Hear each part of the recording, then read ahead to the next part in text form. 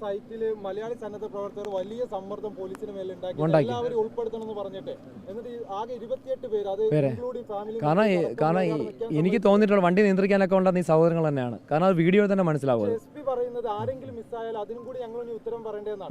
സാഹചര്യം തന്നെ ഹോട്ട്സ്പോട്ട് ആണെന്നൊക്കെ പറയുന്നുണ്ട്. ഇതുപോലെ വലിയ കൂടുതൽ ആളുകൾ വരുന്നത് നെഗറ്റീവ് റിസൾട്ട് ആണ് ഉണ്ടാക്കുക എന്നൊക്കെ SP പറയുന്നുണ്ട്. ഇവർ ചെയ്യാത്തതുകൊണ്ടാണ് നമ്മളിങ്ങനെ ചെയ്യേണ്ടി വന്നത്. നമ്മൾ ഫോഴ്സോ കാര്യങ്ങളൊന്നുമല്ല. നമ്മുടെ ഒരു സഹോദരൻ പെട്ടു, അപ്പോൾ അതിനെ റിക്കവർ ചെയ്യാൻ വേണ്ടി അതിനെ ഒരു റെസ്ക്യൂ ചെയ്യാൻ വേണ്ടി എങ്കിൽ വന്നപ്പോഴത്തേക്ക് കാരണം ഇവരും ചെയ്യുന്നില്ല. വന്നപ്പോൾ ഞാൻ കണ്ട ദൃക്സാക്ഷിയാണ്, ഇവരൊന്നും ചെയ്യുന്നില്ല.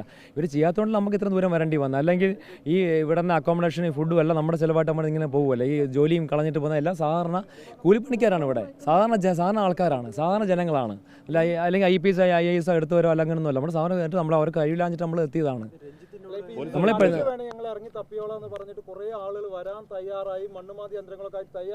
ഒരുപാട് വരുന്ന സ്ക്യൂബ ടീം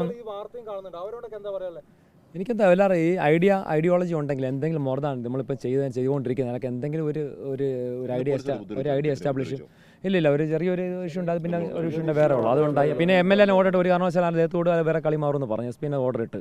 അപ്പോൾ പിന്നെ അത് SP ഇപ്പോൾ നല്ലൊരു കൂട്ടായി, വേറെ പ്രശ്നമൊന്നുമില്ല. പുള്ളിക്ക് അറിയാതെ ചെയ്തതാണ്. പുള്ളി സൈന്യം പിന്നെ ഇപ്പോഴും സ്റ്റാൻഡ് ബൈ ആണ്. എനിക്ക് അവരെ കൊണ്ടുവന്ന റഡാർ എനിക്ക് തൃപ്തികരമല്ല. കാരണം അവർ ഭയങ്കര പ്രതീക്ഷയായിരുന്നു. പക്ഷേ വിളിച്ചപ്പോൾ ഭയങ്കര പ്രതീക്ഷ ഞാൻ വളരെ കിട്ടി. കാരണം നമ്മളവിടെ GPS ലൊക്കേറ്റ് അവിടെ ട്രേസ് ചെയ്യുന്ന അപ്പോൾ ആർമിയോട് വന്നത് സ്പോട്ട് എൻ്റെ വീഡിയോ ഉണ്ട്. ആർമിയോട് വന്ന അവിടെ മാർക്ക് ചെയ്യുമ്പോഴത്തേക്ക് നമുക്കൊരു ഭയങ്കര ഒരു എക്സൈറ്റ്മെൻറ്റ് കണ്ടി കിട്ടുമെന്ന് പറഞ്ഞാൽ ഭയങ്കര ഓവർ എക്സൈറ്റ്മെൻറ്റ് ആകുന്നില്ല. 100% ഉറപ്പിച്ചിട്ട് വിളിക്കുള്ള കാര്യം ഭയങ്കര പ്രതീക്ഷയായിരുന്നു. ആ ഏരിയ കിട്ടും. GPS ലൊക്കേറ്റ് ആ ഏരിയ ആയിരുന്നു.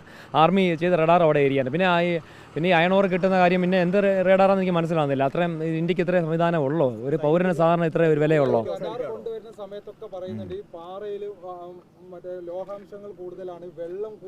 അത് GPR അത് ഗ്രൗണ്ട് പെനിട്രേറ്റിംഗ് റഡാറാണ്. GPR ഈ റഡാർ തമ്മിൽ വ്യത്യാസമുണ്ട്. ഇനി ഞാൻ ശരിക്കും പറഞ്ഞാൽ ഡിസ്ട്രിക്ട് അഡ്മിനിസ്ട്രേഷനും പറഞ്ഞത് ഇന്ത്യൻ ആർമിയിലെ എഞ്ചിനീയറിംഗ് കോർ ബ്രിഡ്ജൊക്കെ നിർമ്മിക്കുന്ന എഞ്ചിനീയറിംഗ് കോഴ്സ് ഉണ്ട്. അവരാണ് ആവശ്യപ്പെട്ടത്. പക്ഷേ വന്ന് ഇൻഫൻട്രി ഒരു മറാത്തലി ഇൻഫൻട്രി യൂണിറ്റ് നമുക്ക് കിട്ടിയത്. എഞ്ചിനീയറിംഗ് ഗ്രൂപ്പാണ് ശരിക്കും പറഞ്ഞാൽ ഇത് ചെയ്യേണ്ടത്. അങ്ങനെ ഒരു അഭിപ്രായം എനിക്കുണ്ട്. ഞാൻ ഒരു പേഴ്സണെ കുറ്റപ്പെടുത്തൊന്നുമല്ല. എക്സ്പീരിയൻസ് ഹൈലി എഞ്ചിനീയറിംഗ് ഗ്രൂപ്പാണ് ഞാൻ ഒരുപാട് വർക്ക് ചെയ്തിരിക്കുന്നതാണ്. ഇപ്പോൾ ചാനൽ കൊളാപ്സ് ഉണ്ടാകുന്ന എവിടെ എഞ്ചിനീയറിംഗ് ഗ്രൂപ്പാണ് അവിടെ ഓടിയെത്തുന്നത്. ഒരു ഡിസാസ്റ്റർ ഉണ്ടായാലും നമ്മൾ നിർത്തിയില്ല. നമ്മൾ എന്നാൽ വൈകിട്ട് മീറ്റിംഗ് ഉണ്ട് ഡെപ്യൂട്ടി കമ്മീഷണറായിട്ട്. അപ്പോൾ ഇവിടുത്തെ ജില്ലാ കളക്ടറിനെ ഡെപ്യൂട്ടി കമ്മീഷണർ പറഞ്ഞു. അപ്പോൾ ജില്ലാ കളക്ടറായിട്ട് മീറ്റിംഗ് ഉണ്ട്. ടയർഡാണ്. കാരണം ഈ കാല് ഒരുപാട് മുറിവായി. കാരണം ഈ അതിനകത്ത് ഇവിടെ ചെളിയുണ്ട്. ആ മോള് നിന്ന് ചെയ്യുന്നത് വേറെ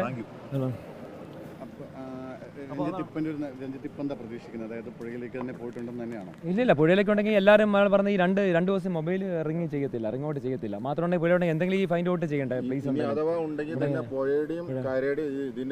റോഡിന്റെ സൈഡിൽ മണ്ണ് വന്ന് അടിഞ്ഞിട്ടുണ്ട്. ലാൻഡ് ഏരിയ ഇത്തരം സംവിധാനങ്ങളൊന്നും ഇപ്പോഴും ഡിറ്റക്ട് ചെയ്യാനുള്ള മെഷീനറീസോ മറ്റുള്ള മെഷീനറീസോ ഇതുവരെ എത്തിപ്പെട്ടിട്ടില്ല. നമ്മൾ നന്നായിട്ട് ഒന്ന് ഇൻഫ്ലുവൻസ് ചെയ്ത് കഴിഞ്ഞാൽ എന്തായാലും നന്നായിട്ട് ആളുകൾ എത്തിക്കാൻ എല്ലാ പോസിബിൾ വേ നോക്കുന്നുണ്ട്. സൈന്യത്തെ അവസാനിച്ചില്ല. റഡാർ വെച്ച് ബാക്കിയുള്ള പറഞ്ഞിട്ടില്ല. അതെല്ലാം ഫൈൻഡ് ഔട്ട് ചെയ്യേണ്ടത് ഡെപ്യൂട്ടി കമ്മീഷണർ ജില്ലാ കളക്ടർ ഓർഡർ അനുസരിച്ചാണ്.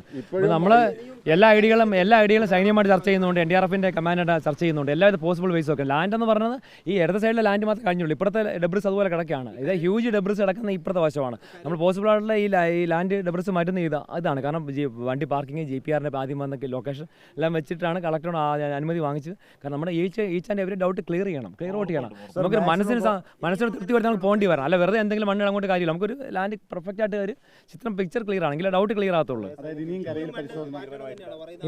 എനിക്ക് മണ്ണ് മാറണം എനിക്കാണ്. കാരണം 70% മാറ്റം ക്ലിയർ ആയിട്ട്. കാരണം അവർക്ക് മണ്ണ് മാറ്റി എന്താ കുഴപ്പം? അവരുടെ റോഡ് തന്നെയല്ലേ.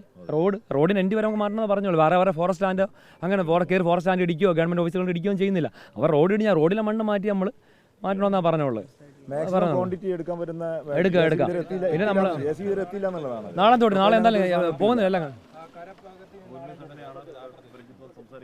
കരഭാഗത്ത് തന്നെ കരഭാഗത്ത് എടുക്കാനുള്ള പിന്നെ പുഴയിൽ നാളെ സെർച്ചിങ് ഉണ്ട്. നാളെ സെർച്ചിങ് ഉണ്ട്. ശരി, താങ്ക് യു.